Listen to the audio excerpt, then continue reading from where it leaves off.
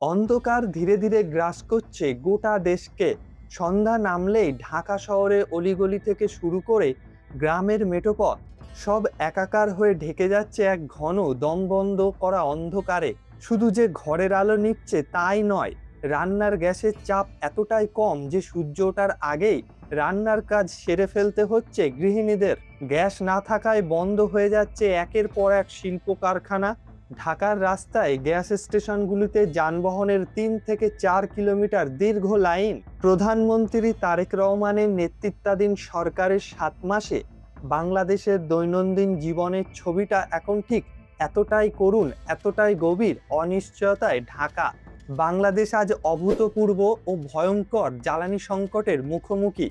নিজেদের দেশে গ্যাস উত্তোলনের দীর্ঘদিন অবহেলা এবং আন্তর্জাতিক বাজারের তরলীকৃত প্রাকৃতিক গ্যাস বা এলএনজির উপর সম্পূর্ণ নির্ভরশীলতাই এই বিপত্তির মূল কারণ।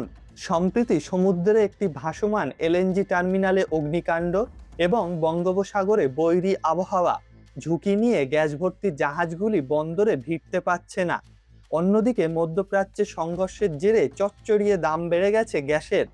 বাংলাদেশের বৈদেশিক মুদ্রা ভাণ্ডারের যা হাল, তাতে চড়া দামে গ্যাস কেনার সামর্থ্য তাদের নেই, যার ফলে হুড়মুড়িয়ে ভেঙে পড়ছে বাংলাদেশের জ্বালানি ব্যবস্থা।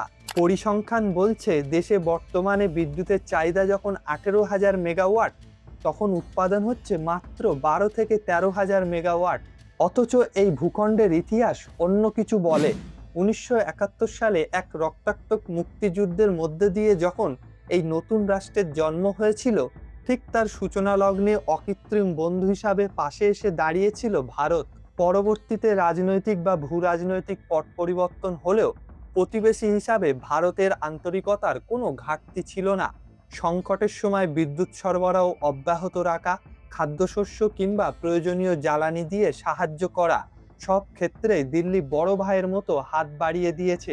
কিন্তু বিনিময়ে দেশের ভিতরে উগ্র রাজনৈতিক স্বার্থ চারিতার্থ করতে গিয়ে সেই ঐতিহাসিক মৈত্রী এবং বাস্তব সুবিধাগুলোকে বারবার অস্বীকার করা হয়েছে।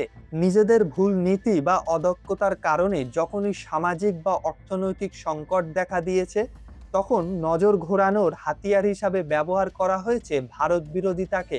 ধর্মীয় উস্কানি বা অন্ধ বিদ্বেষ হয়তো সাময়িক রাজনৈতিক ফায়দা দিতে পারে, কিন্তু তা দিয়ে বন্ধ থাকা বিদ্যুৎ কেন্দ্র চালানো যায় না, অনাহারে থাকা মানুষের পেটে অন্ন যোগানো যায় না। নবায়নযোগ্য জ্বালানি বা রিনিউয়েবল এনার্জি এবং দেশীয় গ্যাস অনুসন্ধানের বদলে শুধু আমদানি নির্ভরতা যে কতটা আত্মঘাতী হতে পারে তা আজ স্পষ্ট। সংকট সামাল দেবার মতো কোনো সুনির্দিষ্ট বা সুদূর প্রসারী অর্থনৈতিক রূপরেখা সরকারের ঝুলিতে নেই। গত 15ই আগস্ট বাংলাদেশের প্রধানমন্ত্রী তারেক রহমান জানিয়েছেন, আগামী 27শে আগস্ট সংসদে একটি 10 বছর মেয়াদী পরিকল্পনা পেশ করা হবে। কিন্তু আপৎকালীন এই সংকট কাটানোর জন্য বাংলাদেশ সরকার সেই ভারতের কাছেই দ্বারস্থ হয়েছে। তারা দিল্লিকে অনুরোধ করেছে অতিরিক্ত ডিজেল সরবরাহের জন্য। এই চরম বিপর্যয় সরাসরি আঘাত হেনেছে দেশের চালিকা শক্তি হিসাবে পরিচিত বস্ত্রবয়ন শিল্প এবং অন্যান্য উৎপাদন খাতে। কারখানার চাকা ঘোড়ায় স্তব্ধ হয়ে গেছে। গাজীপুর, নারায়ণগঞ্জের মতো শিল্প অঞ্চলগুলিতে বন্ধ হয়ে গেছে শয়ে শয়ে কারখানা, যার মধ্যে রয়েছে গম, সয়াবিনের মতো নিত্য প্রয়োজনীয় দ্রব্য প্রক্রিয়াকরণের কারখানা। যে রপ্তানির উপর নির্ভর করে দেশের অর্থনীতি নিঃশ্বাস ফেলত, আজ তাতে নেমে গেছে মন্দা। ঢাকা ও চট্টগ্রামের মতো শহরগুলিতে পাইপলাইনের মাধ্যমে রান্নার গ্যাস সরবরাহ করা হয়, কিন্তু তাতে প্রেশার নেই বললেই চলে। তাই তো অনেকেই অতিরিক্ত টাকা দিয়ে বাধ্য হচ্ছেন গ্যাস সিলিন্ডার কিনতে। কিন্তু গ্যাসের প্রেশার যখন একটু ভোরের দিকে বেশি আসছে, সেই ভোরেই অনেকেই রান্নার কাজ সেরে ফেলছেন। পরিস্থিতি মোকাবিলার জন্য সরকার রাত 8টার পরে শপিং মল এবং বাণিজ্য প্রতিষ্ঠানগুলি বন্ধ রাখার নির্দেশ দিয়েছে। এমনকি রাস্তার বিলবোর্ডের আলোগুলিও বন্ধ রাখা হচ্ছে। বাংলাদেশের বর্তমান সংকট আবারও নতুন করে প্রমাণ করে দিল, উগ্রতার অন্ধকারের পথ ছেড়ে সত্য ও বাস্তবকে মেনে নিয়েই বাংলাদেশকে ফিরিয়ে আনতে হবে স্থিতিশীলতায়।